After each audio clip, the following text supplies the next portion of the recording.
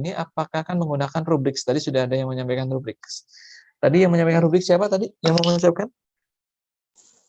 Saya Pak Mega. Oke, nah jadi rubrik itu nanti kita akan belajar itu juga. Ada yang bersifat holistik, ada yang analitik. Kalau holistik berarti keseluruhan, kalau analitik itu lebih detail. Sebenarnya dua-duanya bisa dipakai, tapi kalau analitik itu sangat sangat detail.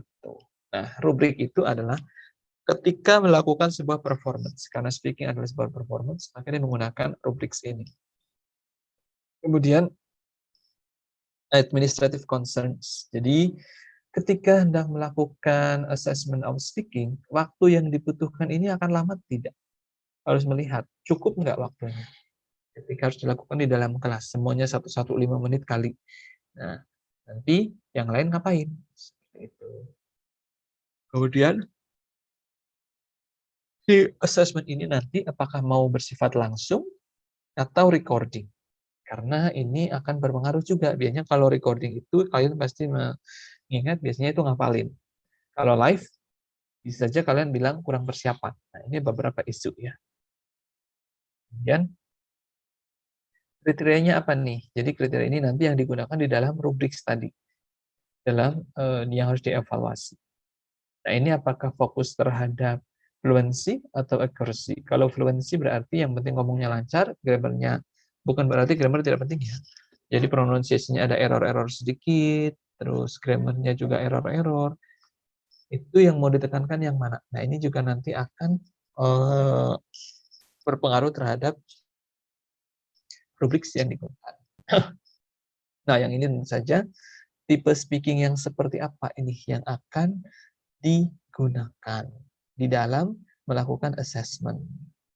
Apakah speech atau extended chunks of speech? Extended berarti chunks itu potong-potongan. Jadi potongan-potongan speech yang di-extend. Misalnya kalian disuruh untuk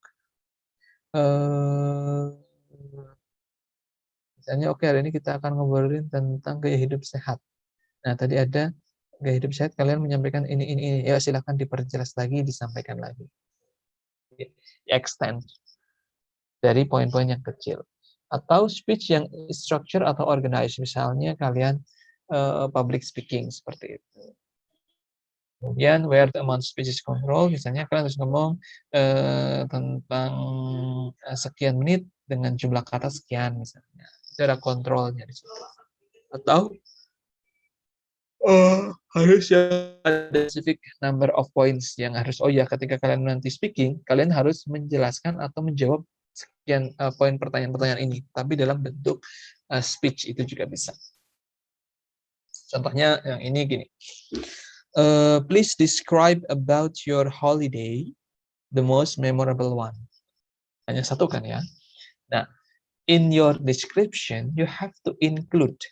The inclusion di situ adalah misalnya kayak you have to include where did you go, with whom did you go, why did you feel that it is very memorable.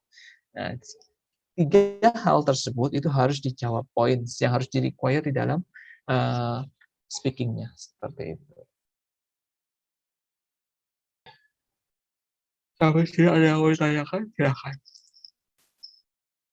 Saya mau nanya. Silakan, Teman Zahra. Tadi kan ada extemporaneous speaking sama oral interview. Nah, itu bedanya apa ya?